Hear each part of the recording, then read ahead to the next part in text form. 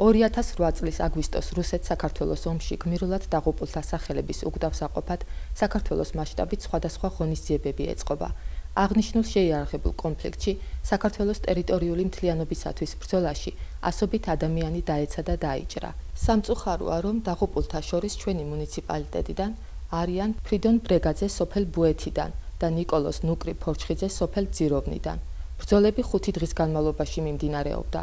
ფრიდონი 11 აგვისტოს ნიქოზში, ხოლო ნიკოლოზი 8 აგვისტოს შინდისის ბრძოლებში ემსხვერპლა სამშობლოს. ფრიდონ ბრეგაძის ხსოვნის პატივსაცემად სოფელ ბუეთში ხრესელის ადმინისტრაციული ერთეულის ბიბლიოთეკამ საჯარო სკოლის მოსწავლეების მონაწილეობით ღონისძიება მოაწყო, რომელიც ბიბლიოთეკარს მზია გელაშვილს მიჰყავდა. შეკრებილებს პატრიოტული ლექსებითა და აგვისტოს ომის შემზარავი ეპიზოდებით კიდევ ერთხელ გაახსენეს თავგანწირული ვაჟკაცები და ტკივილიანი დღეები. ღონისძიებაზე იმყოფებოდნენ საკრებულოს თავმჯდომარე თამაზ კუბლაშვილი, გამგებლის წარმომადგენელი ხრესილის ადმინისტრაციულ ერთეულში დავით კუბლაშვილი, საკრებულოს წევრი რამაზ ობოლაძე, საქართველოს თავდაცვის სამინისტროს მესამე ქვეითი ბრიგადის წარმომადგენლები, ფრიდონ ბრეგაძის ოჯახის წევრები და სხვები.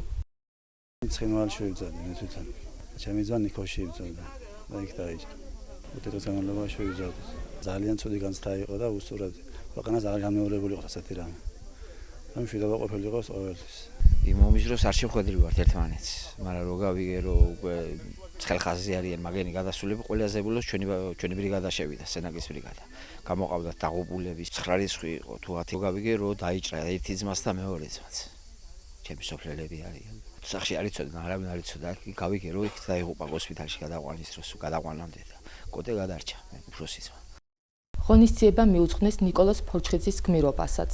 სოფელ ძიროვანში კულტურის ობიექტების გაერთიანების, საწირის კულტურის სახლის წარმომადგენლებმა, გლედის ცნობილაძემ, ცისანა გოტიაშვილმა, მაკა სოფრომაძემ და ამავე დაწესებულების აქტივმა მოსწავლეებმა ეს ისტორიული თარიღი ლექსებითა და სიმღერებით, დიდი სიყვარულითა და მოწიწებით აღნიშნეს. დამსწრე საზოგადოებას შორის აქ ნიკოლოზის ოჯახის წევრებთან ერთად იმყოფებოდნენ საკრებულოს თავმჯდომარე თამაზ კუბლაშვილი, გამგებლის წარმომადგენელი საწირის ადმინისტრაციულ ერთეულში თენგიზ ლომთაძე, საწირის სამების სახელობის ტაძრის წინამძღვარი მამა გერმანე და სხვები.